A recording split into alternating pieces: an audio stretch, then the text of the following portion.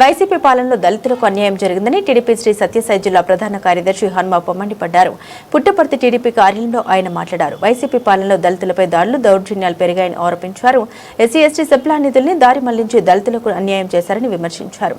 గత వైసీపీ పాలనలో 56,818 మంది దళితులపై దాడులు చేసిన ఘనత వైఎస్ జగన్ కి దక్కుతుందన్నారు.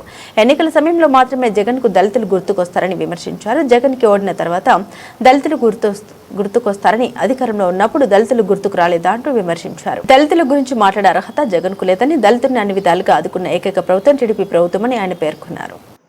గత 5 సంవత్సరాల్లో 56,918 దాడులు జరిగినాయి.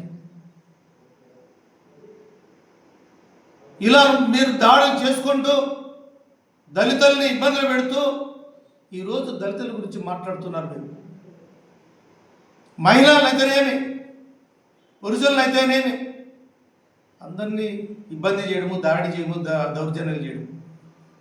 ఆఖరికి ఎంపీడీఓ గారిని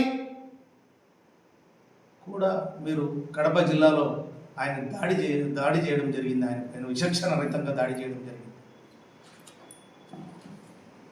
మీ లీగల్ సెల్ అధ్యక్షుడు సుదర్శన్ రెడ్డి అతనితో పాటు 20 మంది అనుచరులు కలిసి ఎంపీడీఓ పైన దాడి చేశారు.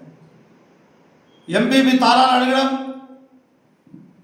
దళిత ఎంపీడీఓ గారు నేను ఎంపీపీ అధ్యక్షురాలు వస్తే నీ వస్తానని చెప్పడం, మాకే ఎదురు చెప్తావా అని చెప్పి అతని పైన దౌర్జన్యం చేయడం, దౌర్జన్యం చేసి కుర్చీలో నుంచి కింద పడితే తన్నుతూ పిడిగుద్దులు గుద్దుతూ అతను అటెండర్ అడ్డమొస్తే అతన్ని కొట్టినారు, డ్రైవర్ అడ్డమొస్తే డ్రైవర్ని కొట్టినారు.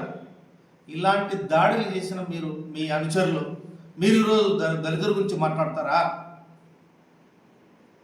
అందుకే మీకు 2024లో 11 సీట్లకే పరిమితం చేశారు.